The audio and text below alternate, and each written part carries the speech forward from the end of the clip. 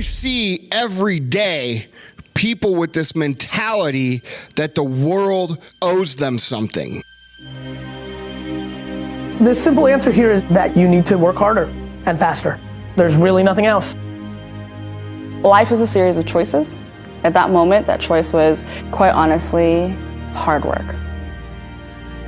Put your head down and do the training and take the pain, and eventually it's going to pay off. And on those days where you just got to get through an impossible to-do list, you really have to feel that if you put your head down and you take the pain, it's going to pay off.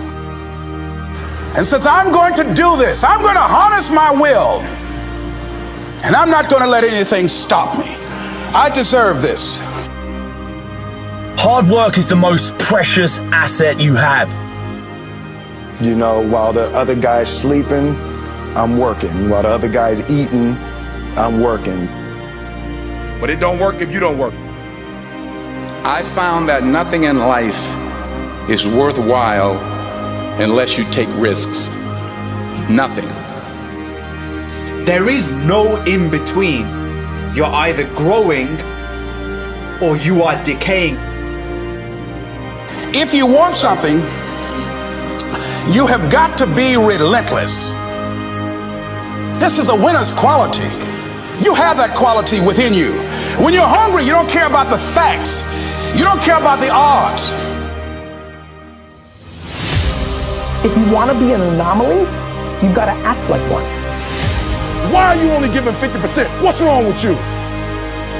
You said your goal was to pass every class. You said your goal was to never again finish last. Most people, what they're doing is they're all at this mountain called success, and they're all strolling around the bottom of this mountain, and they're looking for an elevator to carry them to the top. See, they haven't realized yet that there is no elevator, and I'm already halfway up the stairs. I'm not getting up on time. I'm not going to work on time. I'm not putting in 120% when I'm at work. I let me down. All right, if you work hard and you never give up, you can literally achieve anything. Break it down and add just a little more effort.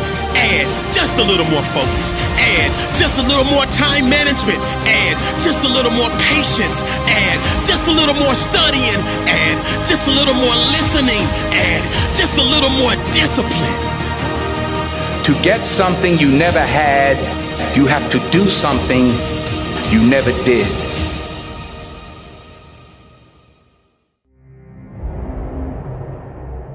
You will fail your way to greatness. Waiting miraculously to when the calendar flips to start making your life better is silly at best and pisses me off at worst.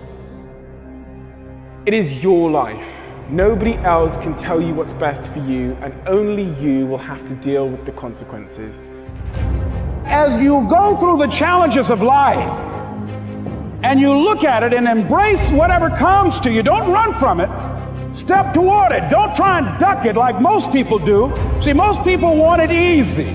See, easy come, easy what? Easy go. When you actually decide to make a change in your life, whether about weight or job or going out with somebody or relationships, that's when you actually pull it off. It's religion, not tactics. You should never want to hang with a person if they don't add value into your life. You should never want material stuff that don't add value into your life. You should never want to worship your other people's dream more than your dream.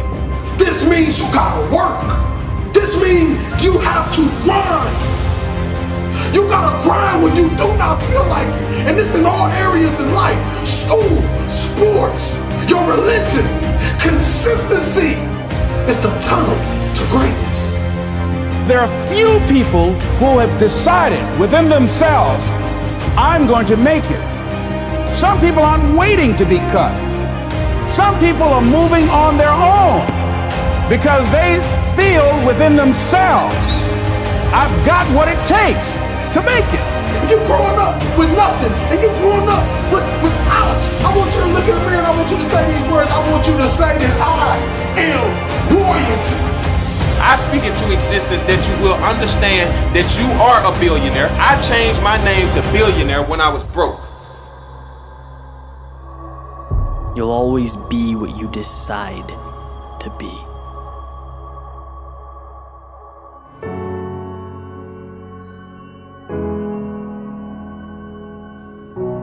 My freshman year, I don't play a lick. And before I knew it, I lost my mindset again.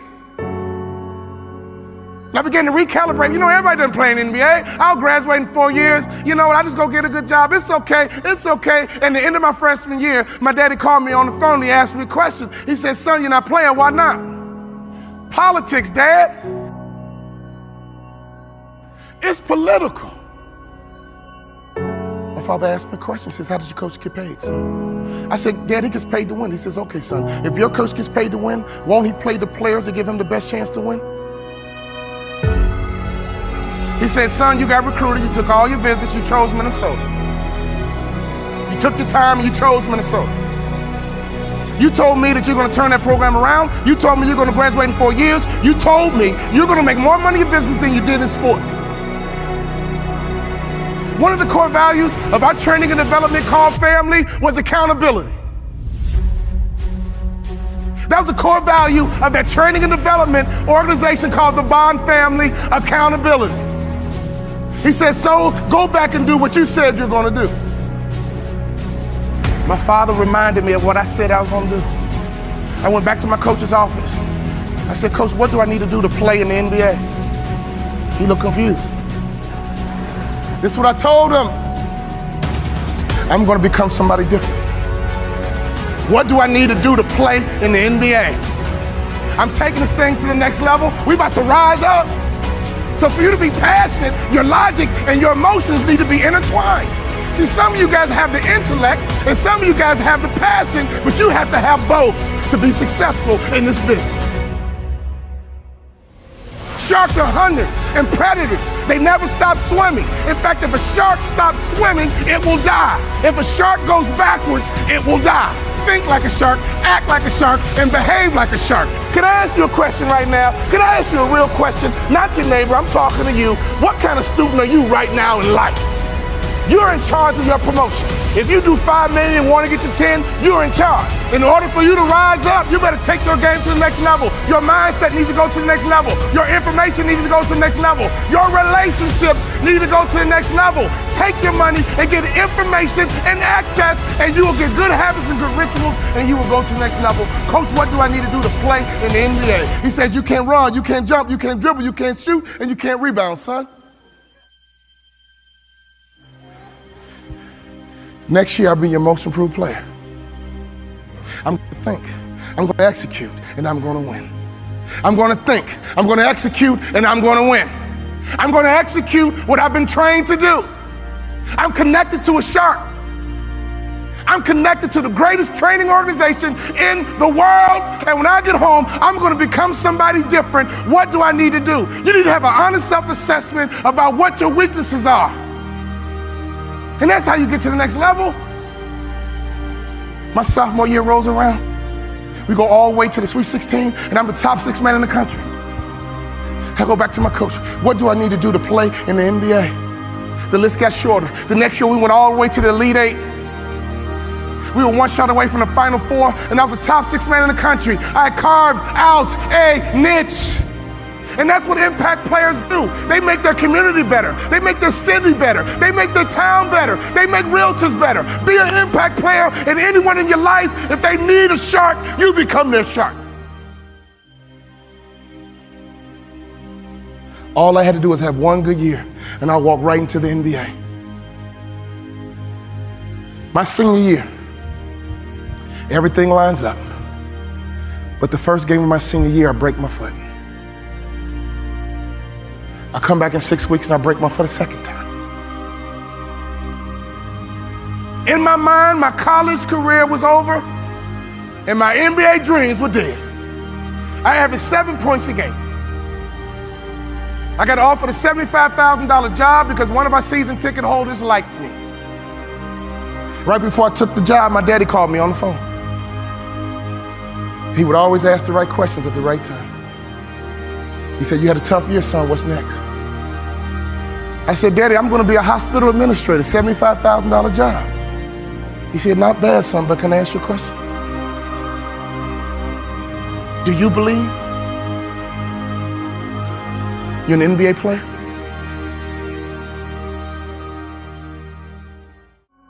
Come on now, Dad. I only average 7 points a game, Dad. We're not like these other black families that just need basketball, Dad. We're educated, Dad. We're not dependent on basketball, Dad. We're balanced, Dad. We're educated, Dad. I got a $75,000 job, Dad. Do you believe, son? He was checking my mindset. He was checking to see, was I thinking like an A student?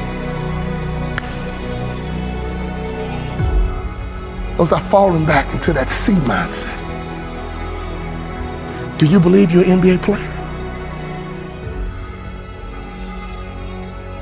I said, yeah, Dad, I do. He said, well, go for it, son, but Dad, I never started in college, but.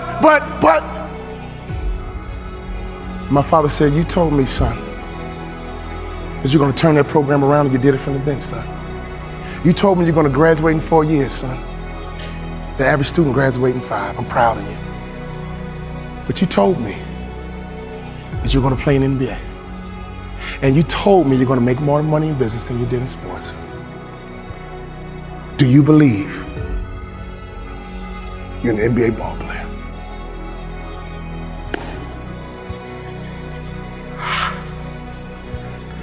I do, Daddy. Go for it, son. Go for it.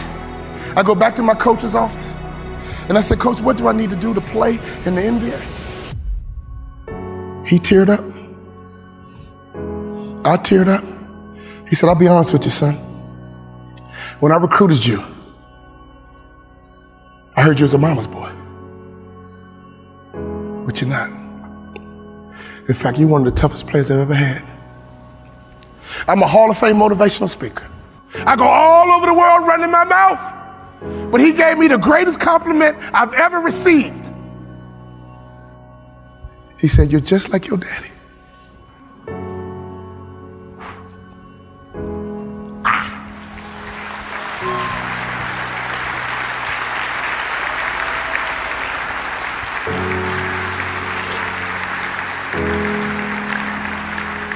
My daddy was a shark, and I was a suckerfish.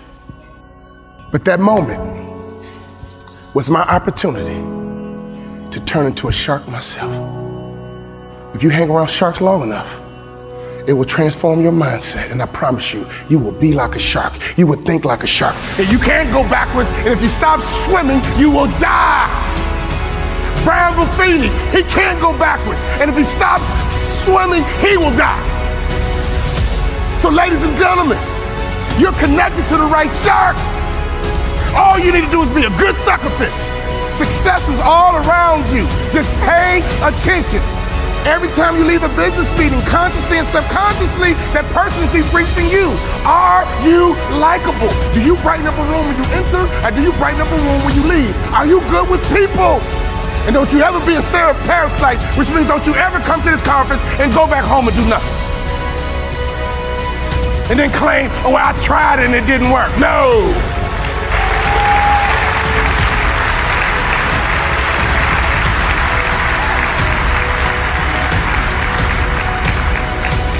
My college basketball coach said, son, I think you should be a motivational speaker. I said, Coach, I can talk the rest of my life. What do I need to do to play in the NBA? He said, if you do those two things, you'll play in the NBA. You gotta better shoot the three-point shot with range. And you gotta lose about 15 pounds because you don't pass the eyeball test. When I talk about the eyeball test, I'm not talking about you, I'm talking about me. He says the NBA thinks you're a football player trying to play basketball. You gotta lose weight to change the perception. I lost 15 pounds. And I became the first ever undrafted rookie free agent in the history of the NBA to start opening night.